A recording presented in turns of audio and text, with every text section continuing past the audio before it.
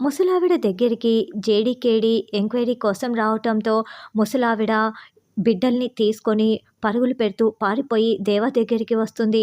ఇక జరిగిన విషయం మొత్తం చెప్పటంతో ఏ ముసలి నీ దగ్గరికి వెతుక్కుంటూ వచ్చింది జేడీకేడీనా అని దేవా టెన్షన్ పడుతూ అడుగుతూ ఉంటే ఏమో బాబు వాళ్ళ పేర్లు నాకు తెలీదు అని ఆవిడ చెప్తుంది. రే ఏది ఏమైనా జేడీకేడీకి మనం దొరకకూడదు. ఇది మనకు చాలా ఇంపార్టెంట్ డీల్. పైగా బాయ్ కూడా ఇక్కడ లేడు.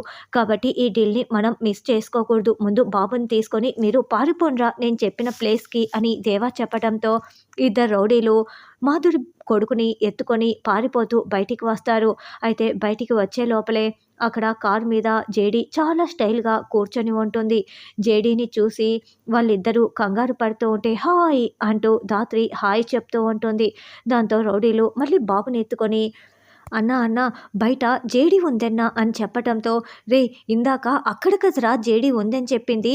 అక్కడ బయట 2 చోట్ల ఒకేసారి జేడీ ఎలా ఉంటుందిరా అని దేవా అంటే అప్పుడే జేడీ లోపలికి వచ్చి అక్కడ ఇక్కడ ఎక్కడైనా తప్పు జరుగుతూ ఉంటే ప్రతి చోట నేను ఉంటాను అని చెప్తూ ఉంటే కేదార్ కూడా అక్కడికి వస్తాడు.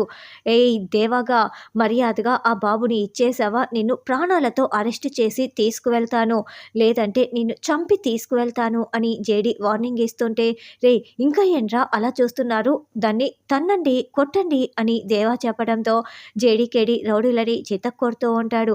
ఏయ్ జేడీ నీకు ఎట్టి పరిస్థితుల్లోనూ ఈ బాబుని దక్కనివ్వను అని దేవా బిడ్డని ఎత్తుకొని పరుగులు పెడుతూ పారిపోతూ ఉంటారు. మిగిలిన రౌడీలను అందరినీ కూడా చితక్కొట్టేసి దేవాగా ఆగు అంటూ జేడీ దేవా వెంట పడుతూ ఉంటుంది.